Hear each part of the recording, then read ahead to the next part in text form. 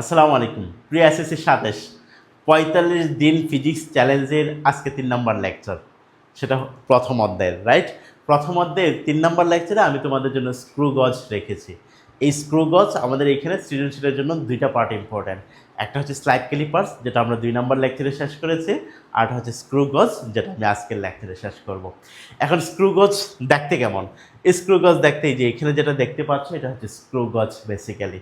এই স্ক্রু গজ এই যে চাকতিটা দেখছো, এই চাকতিটাকে ঘোরানো যাবে, এই চাকতিটাকে ঘোরানো যাবে।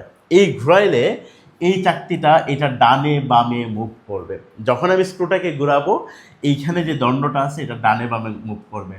এইটার নিচেই একটা দণ্ডের মধ্যে কিছু দাগ টানা থাকে, যেটাকে আমরা আসলেও প্রধান স্কেল পার্ট বলি বা রৈখিক স্কেল পার্ট। এই স্কেলটা সরল রেখা বরাবর থাকে, এই জন্য এটাকে রৈখিক স্কেল পার্ট বলি। এখন কোশ্চেন হচ্ছে এই স্কেলে যে দাগ টানা থাকে এই দাগগুলো প্রতি একটা মানে দুইটা দাগের মধ্যবর্তী দূরত্বগত। বাই এটা রৈখিক স্কেল, তোমার জ্যামিতি বক্সে যে স্কেলটা আছে ওই স্কেলটাই এটা, আর কিচ্ছু না। যেখানে প্রতি দুইটা দাগের মধ্যবর্তী দূরত্ব হচ্ছে ১ মিলিমিটার, অর্থাৎ প্রতি এক গড়ের মান হচ্ছে ১ মিলিমিটার করে। এই হচ্ছে কথা, এটা মূলত রৈখিক স্কেল। আচ্ছা, তারপরে হচ্ছে এই যে এইখানে একটা এই যে এটা তো ঘুরতে থাকে রাইট, সার্কুলারের মতো ঘুরতে থাকে। আচ্ছা, তাহলে এইখানে যে দাগ টানা থাকে ওই দাগগুলোকে বলা হয় বৃত্তাকার স্কেলে কতগুলো দাগ টানা আছে সেটা হচ্ছে বৃত্তাকার স্কেলের দাগ সংখ্যা। কারণ বৃত্তাকার স্কেলের কিছু দাগ টানা থাকে। আমি যেই বস্তুটাকে মাপবো ওই বস্তুটাকে এই যে এই দুইটা চোয়ালের মাঝখানে রাখা হয়। এই মাঝখানে এই গ্যাপ বাড়াইতে গেলে আমি এটা ঘুরাইলে, এন্টি ক্লকওয়াইজ ঘুরাইলে সে একটু গ্যাপ বাড়িয়ে দিবে, আবার ঘড়ির কাঁটার দিকে ঘোরাইলে গ্যাপটা কমিয়ে এই বস্তুটা মাঝখানে ফিক্সড করে কি বসার পরে আমরা এই পার্টগুলো থেকে আমরা বলতে পারবো এই বস্তুটার আসলেও ব্যাস কত, আমি যে বস্তুটাকে মাপতে যাচ্ছি, বা দৈর্ঘ্য কত, আমি যাই করি না কেন আমি মাপতে পারবো। আচ্ছা, এখন কোশ্চেন হচ্ছে যে আমরা এইখানে কয়েকটা ডেটা সম্পর্কে আমাদের পরিচিত হইতে হবে। সেটা হচ্ছে এই স্ক্রু গজের ন্যূনাঙ্ক জিনিসটা কি, বা লঘিষ্ঠ গণন যেটাকে বলা হয়। আচ্ছা, এর আগে একটা জিনিস আমাদের ধারণা নিতে হবে, সেটা হচ্ছে পিচ কি জিনিস। পিচ কি জিনিস? আচ্ছা, এইখানে দেখো এই যে স্ক্রু গজটা দেখতে পাচ্ছ, আমি এটাকে যখন ঘুরাবো তখন এই যে এই পার্টটা এটা ডানে বামে সরবে রাইট, কারণ এটা ডানে বামে সরলে এই ডান্ডাটাও ডানে বামে সরবে। এখন আমি যখন এই যে বৃত্তাকার স্কেলটা একবার পরিপূর্ণভাবে ঘোরাবো, মানে জিরো দাগ থেকে ঘুরিয়ে ঘুরিয়ে ঘুরিয়ে ঘুরিয়ে আবার জিরো দাগে নিব, মানে পূর্ণ একটা বৃত্তাকার চক্র শেষ করব। শেষ করলে তাহলে এইটা আমার কি ডানে বামে সরবে। ডানে বামে সরলে এটা যতটুকু ডানে বা যতটুকু বামে সরে, মানে বৃত্তাকার স্কেলকে একবার পূর্ণ ঘোরাইলে এটা রৈখিক স্কেল বরাবর মানে সরল রেখা বরাবর যতটুকু সরবে সেটাই হচ্ছে পিচ। সেটাই হচ্ছে পিচ। ন্যাচারালি যেটা হয় যে একে পূর্ণ একবার ঘুরাইলে রৈখিক স্কেল বরাবর ১ মিলিমিটার সরে, এই জন্য আমরা পিচকে বলি ১ মিলিমিটারের সমান। তাহলে আমরা পিচ বুঝলাম। এখন কথা হচ্ছে লঘিষ্ঠ গণন বা ন্যূনাঙ্ক জিনিসটা কি, লিস্ট কাউন্ট, যেটাকে এলসি দ্বারা প্রকাশ করা হয়। লিস্ট কাউন্ট হচ্ছে এটাকে দেখো, এই যে আমি বলছিলাম এই বৃত্তাকার স্কেলের মধ্যে কিছু দাগ টানা থাকে রাইট, এই বৃত্তাকার স্কেলের মধ্যে কিছু দাগ টানা থাকে। তাহলে যদি ১০০টা দাগ টানা থাকে তাহলে আমি একবার পূর্ণ ঘোরানোর অর্থ হচ্ছে বৃত্তাকার স্কেলের ১০০টা দাগকে আমি ঘোরাইলাম রাইট। এখন আমি যদি ১০০টা দাগকে না ঘোরাইয়া একটা দাগকে ঘোরাইতাম, কেবল একটা, জিরো থেকে ওয়ান, এই একটা দাগ যদি ঘোরাইতাম তাহলে কি সে ডানে সরতো না? তাহলে কিন্তু ডানে সরতো। কতটুকু সরতো? ওই যে ১০০টা গড় সরালে যতটুকু সরতো তার ১০০ ভাগের ১ ভাগ সরতো। ওকে ফাইন, সমস্যা নাই। সেটাই হচ্ছে আমার লিস্ট কাউন্ট। অর্থাৎ বৃত্তাকার স্কেলের একটা গড় ঘোরাইলে সেটা রৈখিক স্কেল বরাবর যতটুকু সরে সেটাই হচ্ছে আমার লিস্ট কাউন্ট। এই লিস্ট কাউন্টের সূত্র হচ্ছে পিচ। পিচ মানে বেসিক্যালি পিচ তো আমি জানি, বৃত্তাকার স্কেলকে একবার পূর্ণ ঘোরালে সেটা রৈখিক স্কেল বরাবর যতটুকু সরে ১ মিলিমিটার সরে, এটি তো আমরা জানতাম রাইট।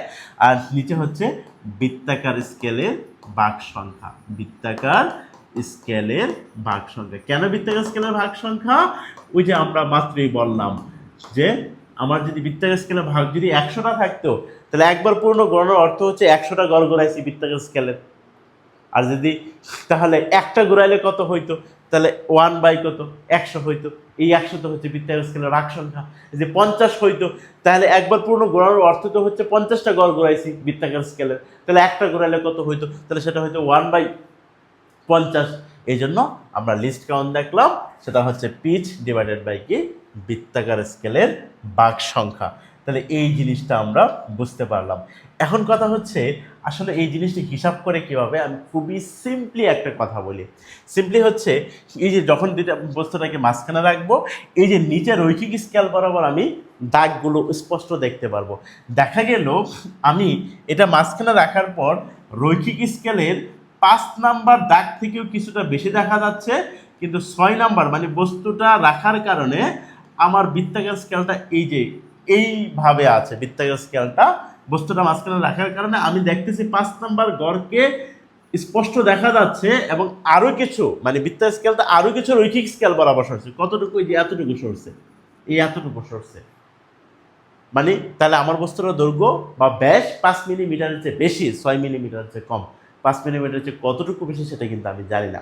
এখন কতটুকু বেশি এই মানটুকু থাকলেই তো আমি বুঝতে পারতাম না। এই মানটুকু যদি আমি হিসাব করতে পারি তাহলেই তো হয়। দেখো এই যে আমার যে মেইন স্কেল 0, 1, 2, 3, এই দাগগুলো আমি যখন বৃত্তাকার স্কেলটা আমার এখানে যখন বৃত্তাকার স্কেল থাকে, বৃত্তাকার স্কেলতে এরকম দাগ টানা থাকে, রাইট? যখন 0 বরাবর থাকে বৃত্তাকার স্কেলের 0 দাগটা এই দাগ বরাবর থাকে। যখন 1 নাম্বার গড় বরাবর বৃত্তাকার স্কেল থাকে, বৃত্তাকার স্কেলের 0 দাগটা দাগ বরাবর থাকে। 2 নাম্বার গড় বরাবর বৃত্তাকার স্কেল থাকে, 0 দাগটা দাগ বরাবর থাকে। তাহলে সহজ কথা হচ্ছে, তাহলে আমি যখন 5 নাম্বার গড় থেকে কিছুটা সরে গেছি, তাহলে বৃত্তাকার স্কেলের 0 দাগটা আর এই রৈখিক স্কেল এই দাগ বরাবর নাই, প্রধান স্কেলের এই দাগ বরাবর নাই। কারণ সে যখন 5 নাম্বার গড়ে ছিল তখন 0 দাগটা ছিল। তাহলে তার এই এতটুকু সরার জন্য বৃত্তাকার স্কেলকে আরেকটু ঘুরতে হয়েছে। কতটুকু ঘুরতে হয়েছে আমি এইখান থেকে পার্ট দেখবো। যদি এইখানে দেখি সাপোজ 45, মানে বৃত্তাকার স্কেলের 45 নাম্বার গড়টা দেখা যাচ্ছে, অর্থাৎ হচ্ছে বৃত্তাকার স্কেল এর 45টা গড় ঘোরা লাগছে। বৃত্তাকার স্কেলের 45টা এই এতটুকু সামনে অগ্রসর হওয়ার জন্য বৃত্তাকার স্কেলের 45টা গড় ঘোরা লাগছে। বৃত্তাকার স্কেলের যদি 45টা গড় ঘোরা লাগে, তাহলে এই দূরত্বটুকু যদি আমি মাপতে চাই, আমি তো জানি এলসি কি, একটা গড় ঘুরলে সে যতটুকু যাবে। আর যে 45টা গড় যদি ঘুরে, তাহলে এলসি ইন্টু 45 গড় যাবে। তাহলে এইটা হচ্ছে বেসিক্যালি বৃত্তাকার স্কেলের পার্ট। বৃত্তাকার স্কেলের পার্ট আমরা কেমনে নেব? বৃত্তাকার স্কেলে সংখ্যা ইন্টু এলসি মানে লিস্ট কাউন্ট, ন্যূনাঙ্ক, লঘিষ্ঠ গণন মানে একটা গড় সরলে, একটা গড় ঘুরলে সে কতটুকু সরে। এই ছিল মূলত স্ক্রু গজ থেকে হিসাবের মূল পদ্ধতি, আর কিচ্ছু নাই ভাই এইখানে। তারপরে আমি যদি যাই, দেখো সরাসরি আমি যদি তোমাদেরকে পরবর্তী স্লাইডে নিয়ে যাই, পরবর্তী স্লাইডে আমি সরাসরি তোমাদের জন্য একটা কোশ্চেন রেডি করে রেখেছি, যেন এইখানে আর কোনো সমস্যা না হয়। এটা রাজশাহী বোর্ড 2022 সালের কোশ্চেন, প্রিয় এসএসসি 27। আমি তোমাদেরকে এখন রাজশাহী বোর্ড 2022 সালের কোশ্চেনটা সলভ করে দিব, যেটা স্ক্রু গজ দিয়ে হিসাব করা লাগবে। আচ্ছা চলো, এখানে কি বলা হয়েছে? এখানে বলা হয়েছে স্ক্রু গজের সাহায্যে একটা গোলকের ব্যাস পরিমাপ করব, যেখানে প্রধান স্কেল পার্ট কত, মেইন স্কেল পার্ট মানে রৈখিক স্কেল পার্ট সেটা হচ্ছে 2 মিলিমিটার, এবং বৃত্তাকার স্কেলের 20 নাম্বার ভাগ রৈখিক স্কেলের সাথে মিলে যায়। অর্থাৎ ওই যে আমরা বললাম যে 20 একবার রৈখিক স্কেল বরাবর বৃত্তাকার স্কেল কতটুকু সরে আসছে, 20 নাম্বার গড় সরে আসছে, এটা মাথায় রেখো। তারপরে বৃত্তাকার স্কেলের মোট ভাগ সংখ্যা হচ্ছে কত, 50, যেখানে পিচের মান হচ্ছে 0.5 মিলিমিটার। এটা হচ্ছে পিচ 0.5 মিলিমিটার। মানে বৃত্তাকার স্কেলটাকে যদি একবার পরিপূর্ণভাবে ঘোরাই, তাহলে সে রৈখিক বরাবর 0.5 মিলিমিটার সরবে। পিচ জিনিসটাই এইটা, বৃত্তাকার স্কেলকে একবার পরিপূর্ণভাবে ঘোরালে সেই রৈখিক স্কেল বরাবর যতটুকু সরে।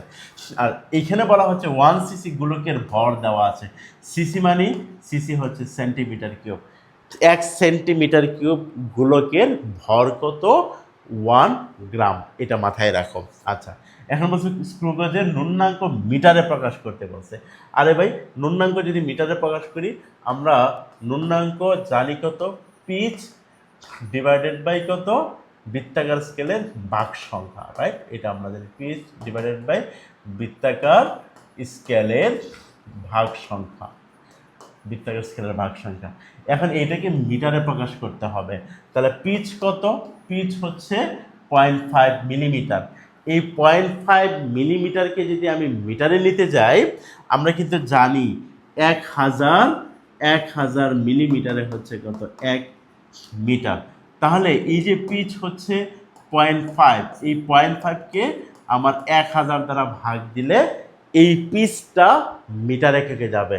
আর বৃত্তাকার স্কেলের ভাগ সংখ্যা কত? বৃত্তাকার স্কেলের ভাগ সংখ্যা 50।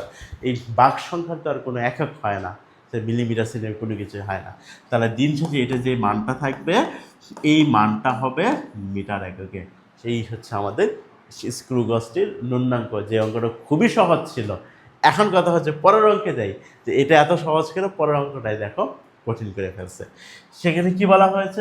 সেখানে বলা হয়েছে যে নির্দিষ্ট ভরের গোলকের ব্যাস পরিমাপে আপেক্ষিক ত্রুটি 5% হলে, আমি যে ব্যাসটা মাপছি এই ব্যাস পরিমাপে যদি 5% হইতো, ত্রুটি যদি 5% হইতো, তাহলে ঘনত্ব পরিমাপে আপেক্ষিক ত্রুটির শতকরা পরিমাণ নির্ণয় করো। প্রিয় স্টুডেন্ট, এইখানে আমার ঘনত্বের কনসেপ্টও লাগবে, পঞ্চম অধ্যায়ের কনসেপ্ট লাগবে। ঘনত্ব জিনিসটা কি এটা মাথায় রেখো। ঘনত্ব রো ইকুয়াল টু কত? m/b, ভর বাই আয়তন। এখন কোশ্চেন হচ্ছে, তাহলে এটা ঘনত্ব এখানে আসলো কেন? তুমি যখন ব্যাস পরিমাপ করতে পারবে, তখন বস্তুর গোলাকার বস্তুর ঘনত্ব পরিমাপ করতে পারবে। তাহলে দেন বর দিয়ে, বরকে ঘনত্ব দ্বারা ভাগ করলে তখন ব্যাস পরিমাপ করলে গোলাকার বস্তুর আয়তন পরিমাপ করতে পারবে, তখন বরকে আয়তন দ্বারা ভাগ করলে ঘনত্ব চলে আসবে, রাইট? তাহলে আমরা দেখি, আমি যে বস্তুটা হিসাব করতেছি ওই বস্তুটার ব্যাস কত সেটা আমি একটু দেখতে চাই, রাইট?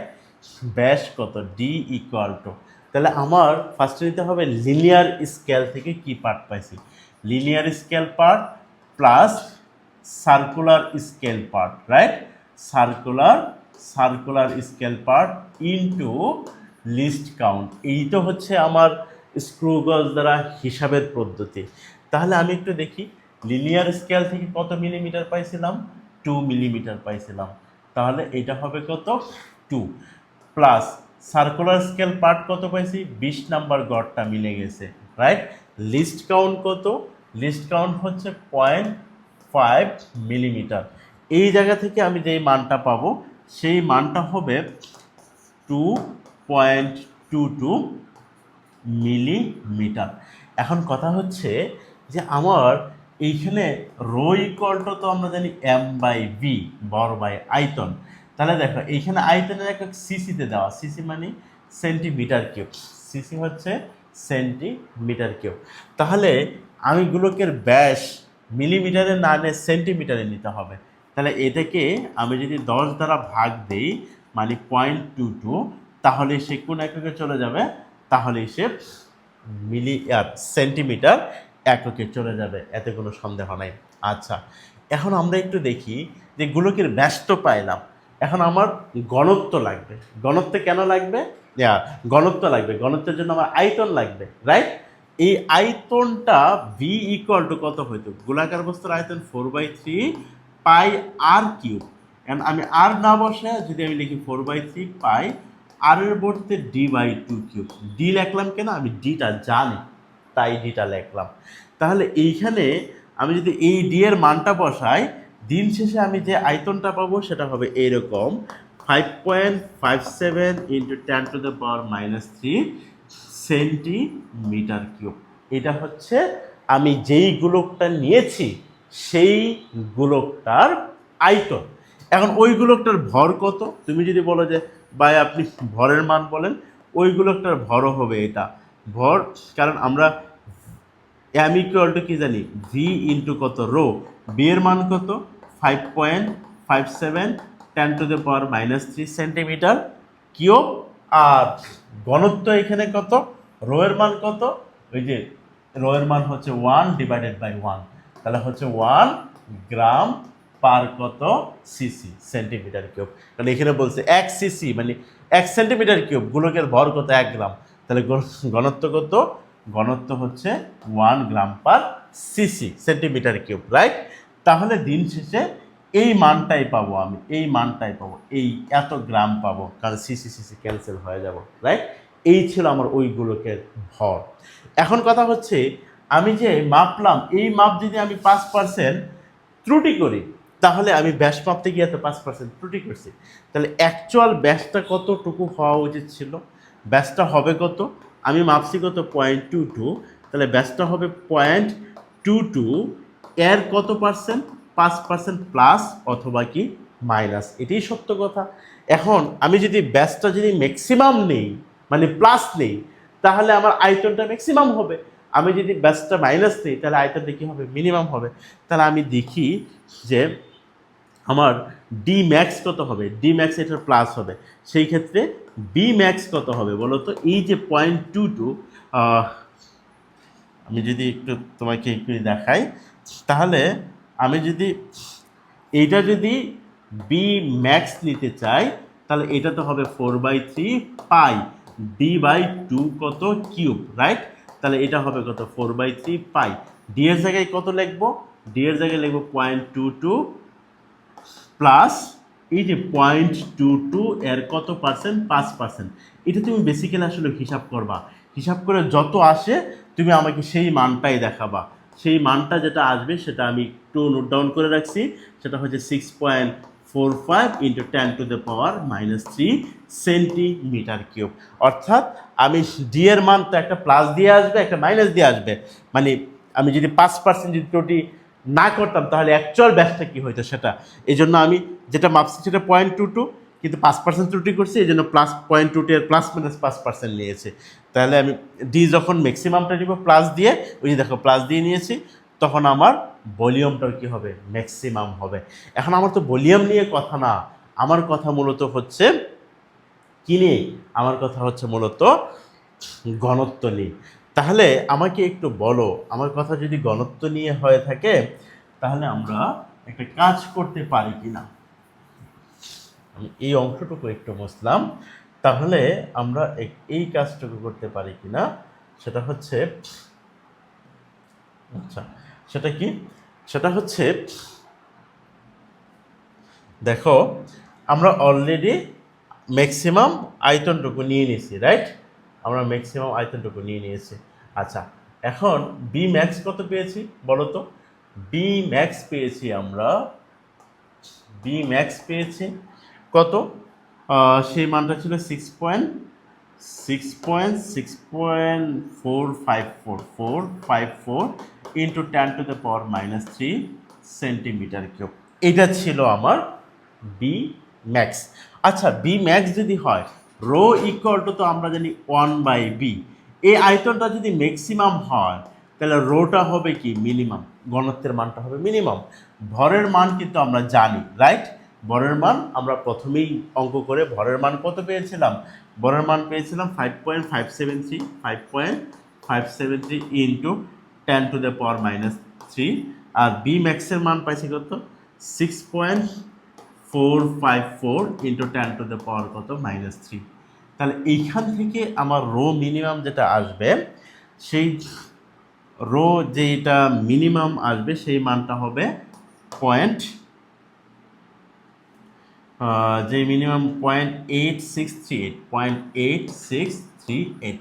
আচ্ছা, আমি যদি ভলিউমটাকে মিনিমাম করতে চাই, তাহলে সেটা কত হবে? 4/3 পাই d/2 হোল কিউব। এই ডিটা ভলিউমটা মিনিমাম হওয়া লাগবে। এই ভলিউমটা মিনিমাম কত? 4/3 পাই। ডি এর মান কত হবে? 0.22 মাইনাস 0.22 এর কত পার্সেন্ট? 5%, রাইট? এখান থেকে এটা আসলে তুমি আগে ক্যালকুলেশন করে নিবা, তারপরে দুই ধারেই করে কিউব করবা, তাহলে এই বি মিনিমাম তোমার যেটা আসবে সেটা হবে 4.78 ইন্টু 10⁻³ সেন্টিমিটার কিউব বা সিসি। আচ্ছা, বি যদি মিনিমাম হয়, তাহলে রো হবে ম্যাক্সিমাম, কারণ রো ইকুয়াল টু m/বি। বি মিনিমাম মানে মিনিমাম সংখ্যা দ্বারা ভাগ, মানে ঘনত্বটা আমি কি ম্যাক্সিমাম পাবো। ঠিক অনুরূপভাবে আমি যদি মান বসায় যদি ঘনত্বের মানটা বের করি, তাহলে যেটা পাবো 1.166, এটা হবে আমার গ্রাম পার কত? সিসি, মানে গ্রাম পার সেন্টিমিটার কিউব। তাহলে আমি ঘনত্ব দুইটা পাইলাম, রাইট? এই যে একটা হচ্ছে 0.863 এর গ্রাম পার সিসি, আরেকটা পাইলাম কত 1.166 গ্রাম পার সিসি। আমি কিন্তু দুইটা ঘনত্ব পেয়ে গেলাম, রাইট? এখন কথা হচ্ছে তাহলে আমরা একটু দেখি আমার যে অ্যাকচুয়াল ঘনত্ব বস্তুটা ছিল সেটা কত 1 গ্রাম পার সিসি ছিল, রাইট? ওই যে আমার প্রশ্নে কিন্তু বলছিল, আমি যদি তোমাকে এখানে প্রশ্ন দেখাই, এখানে প্রশ্নে বলছে যে 1 সিসি গোলকের বর 1 গ্রাম, তাহলে rho equal to M by V, তাহলে 1 গ্রাম পার সিসি। তাহলে আমি দেখি আসলেও আমি কি পরিমাণ ত্রুটি করছি, আমি এটা একটু দেখতে চাই। তাহলে এই ঘনত্বের ত্রুটি রো ইকুয়াল টু আমি পাইছি কত, আমি পাইছি হচ্ছে 0.8638, তাহলে 1 থেকে 0.8638 বাদ দিব, অথবা আমি আরেকটা পাইছি কত 1.166, এটা থেকে 1 বাদ দিব, কারণ কি এটা ছিল তার অ্যাকচুয়াল আর এগুলো হচ্ছে আমার পাওয়া মান। সেক্ষেত্রে আমি যদি করি সেটা হবে, এটা হবে 0.1362 আর এই মানটা হবে 0.166। এই হচ্ছে ঘনত্বের ত্রুটি। এখন আমাকে একটু বলো তো, এই ঘনত্বের ত্রুটি দুইটা কি সেম মান পাইছো? না, দুইটা সেম মান পাওয়ার কথাও না। এখন ত্রুটির ক্ষেত্রে আমরা সবসময় বড় ত্রুটিটা নিব। এখন সুতরাং আমি যদি বলি আপেক্ষিক ত্রুটি কত, আপেক্ষিক ত্রুটি আসলে বেসিক্যালি ত্রুটিটাকে শতকরা হিসাব করতে হয়, রাইট? এই আপেক্ষিক ত্রুটি হচ্ছে উপরে হবে চূড়ান্ত ত্রুটি। চূড়ান্ত ত্রুটি মানে কোন ত্রুটিটা তুমি নিয়েছো 0.166, আর নিচে হবে পরিমাপকৃত মান। আমরা কোন মাপটা পরিমাপ করেছিলাম, মাপ মানে যেই মাপটা ছিল সেটা ছিল 1 গ্রাম পার সিসি ইন্টু কত, ইন্টু হচ্ছে কত 100%, ইন্টু হচ্ছে কত 100%। তাহলে এইখান থেকে 16.6% পাবো কি আপেক্ষিক ত্রুটি। কার আপেক্ষিক ত্রুটি? আমি যদি আয়তন পরিমাপ করতে যাইতাম তাহলে আমি এই আপেক্ষিক ত্রুটিটুকু পাইতাম। তাহলে আমরা একটু কোশ্চেন দেখি। বলছে নির্দিষ্ট বর্গের গোলকের ব্যাস পরিমাপে আপেক্ষিক ত্রুটি 5% হলে ঘনত্ব পরিমাপে আপেক্ষিক ত্রুটির শতকরা পরিমাণটা হিসাব করে দেখাও। আমরা মনে হয় শতকরা পরিমাপটা হিসাব করে দেখাইতে পারলাম।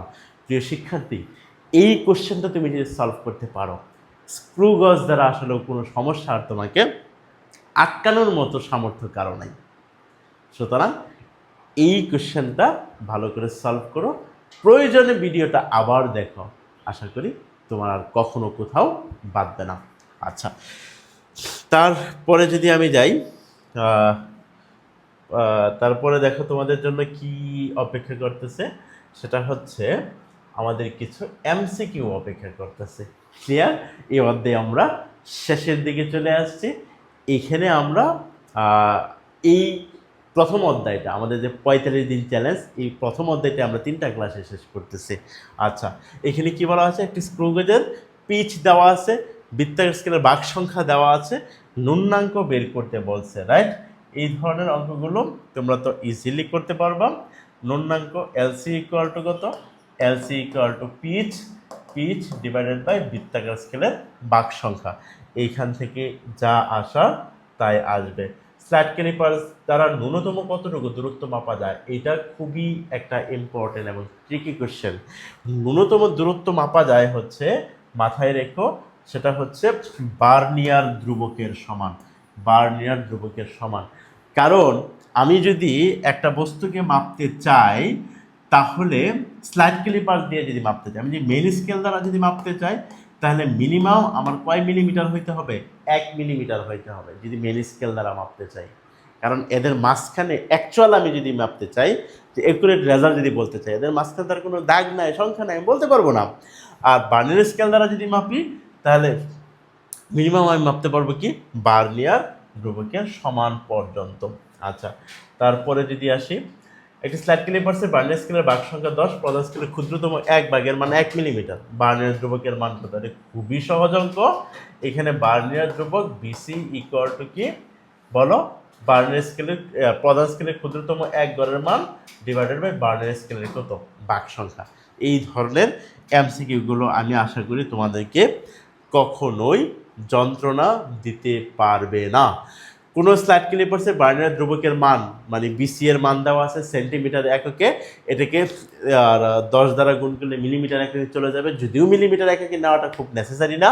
বার্নিয়ার স্কেলের ভাগ সংখ্যা কত এটা আমার বের করতে বলছে, যেখানে প্রধান স্কেলের ক্ষুদ্রতম 1 গড়ের মান হচ্ছে কত 1 মিলিমিটার, এই যে 1 মিলিমিটার, আইদার এটাকে মিলিমিটার নিব অথবা এটাকে সেন্টিমিটারে নেব, তাহলেই হয়ে যাবে। বাকিটা আমি ওইখানে যে এটা করছি সেভাবে, মানে যেই সূত্রটা আমরা জানি সেটা করলেই হয়ে যাবে। একটা দণ্ডের স্লাইড ক্যালিপারের সাহায্যে পরিমাপ করতে গিয়ে তার প্রধান স্কেল পার্ট পাওয়া গেছে 5, বার্নিয়ার সমাপতন পাইছে 7, বার্নিয়ার ধ্রুবক পাইছে 0.1। দণ্ডটির দৈর্ঘ্য নির্ণয় করো। দৈর্ঘ্যই তো হচ্ছে প্রধান স্কেল পার্ট, কত প্রধান স্কেল পার্ট পাইছে কত 5 সেন্টিমিটার, যোগ বার্নিয়ার সমাপতন 7 ইন্টু বার্নিয়ার ধ্রুবক কত 0.1। এই মিলিমিটারকে সেন্টিমিটারে নিবা, অথবা এই যে প্রধান স্কেলের পার্ট যে 5 সেন্টিমিটার ওইটাকে কি মিলিমিটারে নেবা, তারপর অপশনের সাথে মিলাবা কোনটা সঠিক উত্তর সেটা দেখে নেবা। তারপরে যদি আমি আসি, যদি বার্নিয়ার স্কেলের 10 গড় প্রধান স্কেলের 9 গড়ের সমান হয়, আর এবার বার্নিয়ার স্কেলের 10টা গড় প্রধান স্কেলের 9টা গড়ের সমান হয়েছে, তাহলে বার্নিয়ার স্কেলের 1 গড়ের মান কত? বার্নিয়ার স্কেলের 10টা গড় হচ্ছে 9 মিলিমিটার, তাহলে একটা গড় হচ্ছে কত? একটা গড় হচ্ছে 0.9 মিলিমিটার। আর এনে চাইছে কি বার্নিয়ার ধ্রুবক, বার্নিয়ার ধ্রুবক হচ্ছে প্রধান স্কেলের 1 গড় এবং বার্নিয়ার স্কেলের 1 গড়ের মধ্যে যে পার্থক্য, তাহলে সেটা 0.1 মিলিমিটার। আর এই ক্ষেত্রে যেহেতু পার্থক্য 1, 10 আর 9-এর মধ্যে পার্থক্য যেহেতু 1, এই ক্ষেত্রে অলওয়েজ বার্নিয়ার ধ্রুবক আমরা 1 মিলিমিটার ডিভাইডেড বাই বার্নিয়ার স্কেলের বাক সংখ্যা দ্বারা, বার্নিয়ার স্কেলের যে বাক সংখ্যা এটা দ্বারা ভাগ করলেই রেজাল্ট চলে আসে। এটা যদি এরকম হইতো 20 গড় ওটার 19 গড়ের সমান, সেক্ষেত্রে যদি পার্থক্য 1 হইতো আমরা সহজে এটা কি রেজাল্টটা নিয়ে আসতে পারতাম। একটা স্ক্রুগেলের বৃত্তাকার স্কেলের বাক সংখ্যা হচ্ছে এ, নূন্যাঙ্ক বি এবং স্ক্রুগেজের পিচ হচ্ছে কত সি। আচ্ছা, নিচের কোন সম্পর্কটি সঠিক? আচ্ছা, নূন্যাঙ্ক আমরা এলসি ইকুয়াল টু কি জানি? এলসি ইকুয়াল টু জানি কত? পিচ ডিভাইডেড বাই বৃত্তাকার স্কেলের বাক সংখ্যা, রাইট? এটা আমরা জানি বৃত্তাকার স্কেলের বাক। এলসি এর মান কত? নূন্যাঙ্কের মান বলছে বি, আর পিচ কত? একটি বৃত্তাকার স্কেলের বাক সংখ্যা হচ্ছে এ, তাহলে এ, আর পিচ কত? পিচ হচ্ছে কত? সি। তাহলে আমি এটা কি বলতে পারি? এ বি ইকুয়াল টু কত? সি। আমি যেটা নিচে মনে মনে 1 আছে আর এই গুণ করছি, আমাদের এখানে নাই, আমাদের এখানে আছে এ বি ইকুয়াল টু কত? সি। এটাই হবে আমাদের মূলত সঠিক উত্তর। আমি যদি তার পরের স্লাইডটায় যাই তাহলে কি দেখা যাবে দেখি। তারপরে আমরা যদি দেখি কত, চূড়ান্ত ত্রুটি সমান হলে কোন বইটির দৈর্ঘ্যের আপেক্ষিক ত্রুটি বেশি হবে? চূড়ান্ত ত্রুটি সবারই সমান, ধরো আমি কিছু কিছু জিনিস মাপতেছি যেখানে চূড়ান্ত ত্রুটি সমান, তাহলে নিজের কোন বইটার দৈর্ঘ্য মাপতে গেলে আপেক্ষিক ত্রুটি বেশি হবে? আমরা একটু দেখি আসলে জিনিসটা কি বোঝাইতে চাইছে। আপেক্ষিক ত্রুটি ইকুয়াল টু কি, রাইট?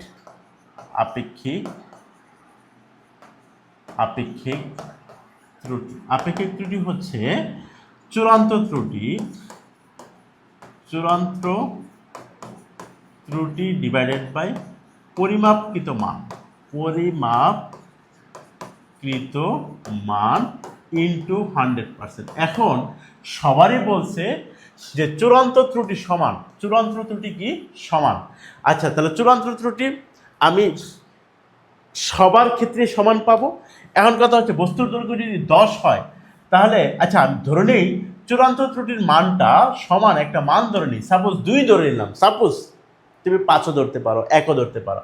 তাহলে 2কে আমি যদি 10 দ্বারা ভাগ করে যেই রেজাল্ট পাবো, 15 দ্বারা ভাগ করলে একই রেজাল্ট তো পাবো না, তার চেয়ে কম রেজাল্ট পাবো। 20 দ্বারা ভাগ করলে আরও কম রেজাল্ট পাবো, 25 দ্বারা ভাগ করলে আরও কম রেজাল্ট পাবো। এখন বলছে যে বইটার দৈর্ঘ্যে আপেক্ষিক ত্রুটি বেশি হবে কখন? আমি আপেক্ষিক ত্রুটি বেশি করতে চাই, তাহলে যখন বস্তুর দৈর্ঘ্য কম ছিল তখন আমার আপেক্ষিক ত্রুটিটা বেশি হবে। খুবই স্বাভাবিক, কারণ তুমি 10 সেন্টিমিটার মাপতে গিয়ে যেই পরিমাণ ভুল করো, 25 সেন্টিমিটার মাপতে গিয়ে একই পরিমাণ ভুল করো, তাহলে রেশিও অনুযায়ী কি 10 সেন্টিমিটার মাপতে গিয়ে পার্সেন্টেজ অনুযায়ী বেশি ভুল করে ফেলছো না? ইয়েস, পার্সেন্টেজ অনুযায়ী বেশি ভুল করে ফেলছো।